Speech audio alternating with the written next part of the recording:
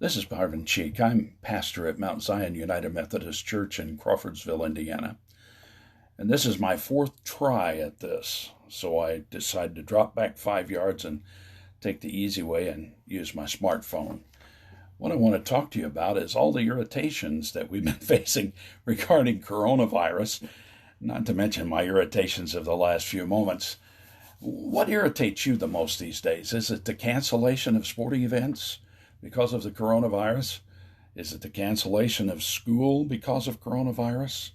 Is it the absence of toilet paper on the grocery shelves because of coronavirus? I could go on, but I choose not to. Maybe the events of the last week or so have brought you to relate to the message I saw conveyed on a plaque some years back. "I'm planning to have a nervous breakdown," said the plaque. "I deserve it. I've worked hard for it, and nobody's going to keep me from having it." Well, let's face it.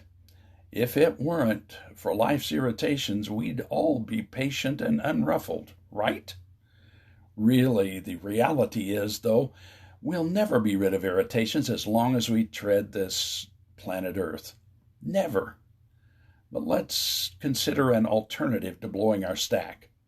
You see, the secret is adjusting. That sounds really simple, I know, but it really isn't, is it? Inevitably, there are going to be things that hold us on the very edge of irritability. We're always in a hurry and entertain expectations that are at best unrealistic. We try to do in one day what can only be done in a month. All this makes the needle on our internal pressure gauge spin like the speedometer on a car on Indy race day at the 500.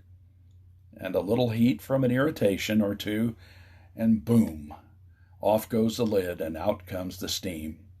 Well, it helps me to remember that I'm not in charge of my day or my life. God is. And many of the irritations I experience are brought on by my poor management of God's time and my irritation at the interruption of my plans. And, well, there are all sorts of things that are brought on by the necessity of dealing with the coronavirus outbreak.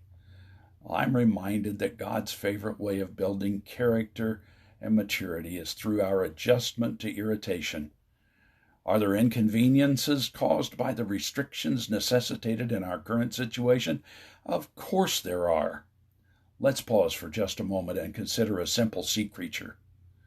The oyster. Just a simple oyster. Not only is the oyster the source of oyster stew, oysters on the half shell, sautéed oysters, and on, but the oyster is the source of one of the most precious jewels, a pearl. Pearls are the result of irritation. Oh, you say, I didn't know that. Yeah, they are. They really are. A little grain of sand slips inside the oyster's shell, and all the resources of that tiny sensitive shellfish rush to the spot and begin releasing healing fluids, and by, the irritant is covered and the wound is healed. It's healed by what we call a pearl. J.B. Phillips must have realized this as he paraphrased the first chapter of James, verses 2 through 4.